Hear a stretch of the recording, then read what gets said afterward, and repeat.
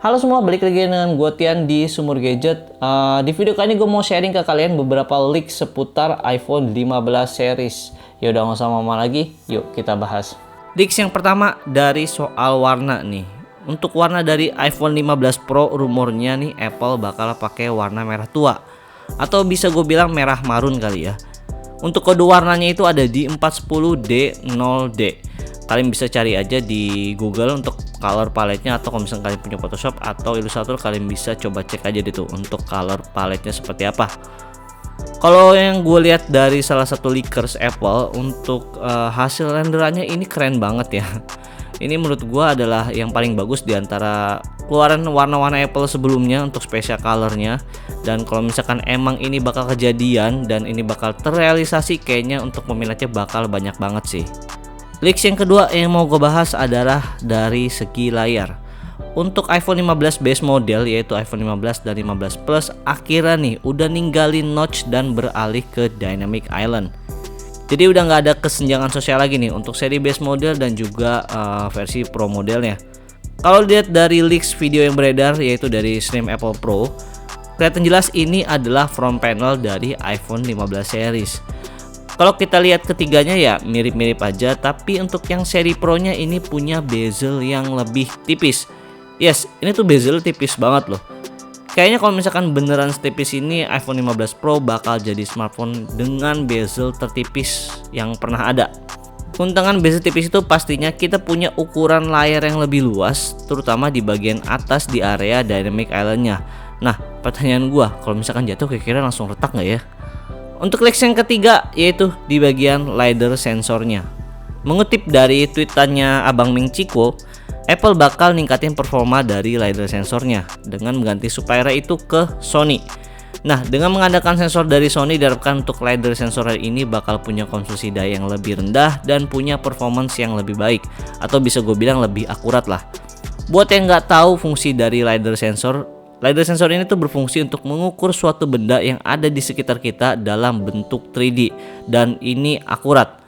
Karena cara kerja dari LiDAR sensor ini, dia nembakin infrared ke seluruh ruangan yang ada di sekitar kita. Simpelnya dia bisa mengukur tingkat kedalaman suatu benda juga.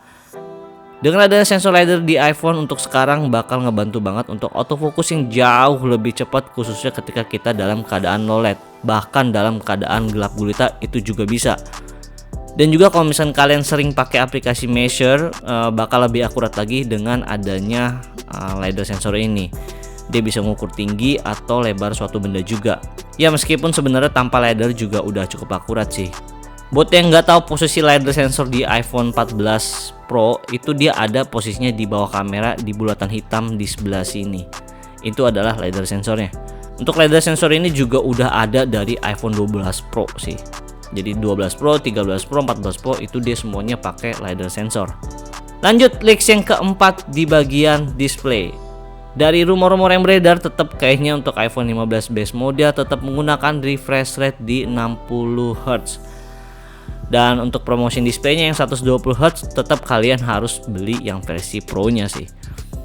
Ini tuh hal yang sangat wajar untuk sebuah brand Apple. Kalau lu mau fitur yang lebih ya lu beli versi Pro-nya gitu.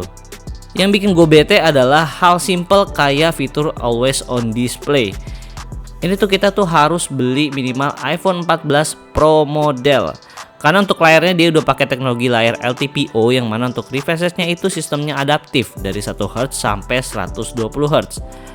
Ketika pertama kali gue lihat always on display ini versi Apple, yaitu dia tetap nampilin wallpaper di AOD-nya dan layarnya berjalan di 1 Hz, harus pakai teknologi layar LTPO, menurut gua ini masih masuk akal. Karena kalau misalkan running di 60 Hz itu bakal jadi boros banget sih untuk baterainya. Tapi di update terbaru iOS 16.3.1, untuk wallpaper di bagian always on display-nya itu udah bisa dimatiin. Jadi always on display-nya itu di Apple udah sama kayak Android, cuma nampilin jamnya aja.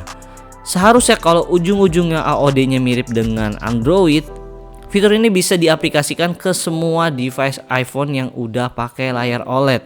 Karena syarat utama dari iOS display itu adalah layarnya harus OLED dulu. Ya mau gimana lagi, ini tuh udah gayanya Apple ya. Minim banget fitur, dia tuh nggak mau banget berbagi fitur dengan seri-seri di bawahnya gitu. Padahal sebenarnya bisa banget. ya udahlah. Tapi kabar baiknya untuk iPhone 15 series nanti Apple bakal upgrade driver chipnya dari 40 nanometer ke 28 nanometer.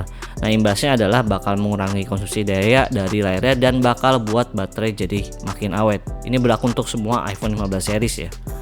Lanjut leaks yang kelima di bagian volume buttonnya. Nanti di iPhone 15 Pro series volume buttonnya itu bakal digantiin dengan Taptic Engine.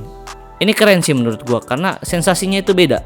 Buat kalian yang belum tahu rasanya pencet tombol dengan Taptic Engine, kalian bisa coba pinjam HP teman kalian dari mulai iPhone 8, iPhone SE 2020 ataupun iPhone SE 2022. Itu di bagian home buttonnya dia udah pakai Taptic Engine. Jadi kalau misalkan iPhone-nya dalam keadaan mati, tombolnya itu nggak bisa kalian tekan gitu, benar-benar udah nggak ada tombol fisiknya. Karena sesungguhnya itu bukan tombol fisik yang kalian tekan, melainkan itu adalah Taptic Engine dari Apple. Dengan menghilangkan tombol fisik, ada satu keuntungan yang pasti banget nih, yaitu bakal jadi lebih waterproof menurut gua.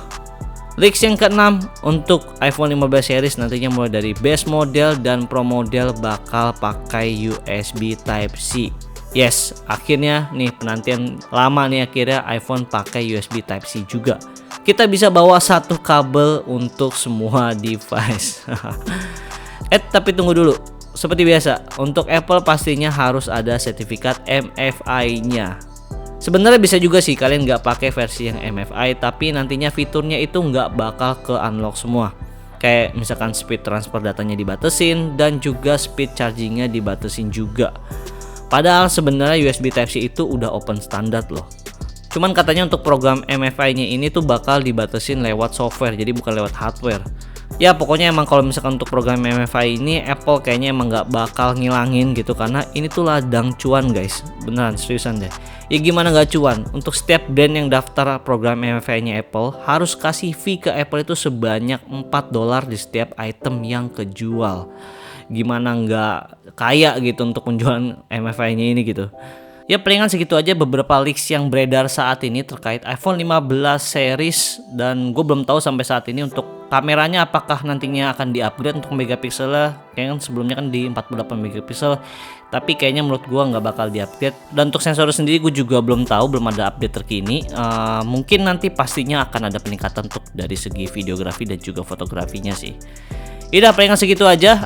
Jangan lupa subscribe biar gak ketinggalan video-video terbaru dari gua, dan bantu gua menuju 10.000 subscriber biar channelnya makin terus berkembang. Gua Tian dari Sumur Gadget pamit.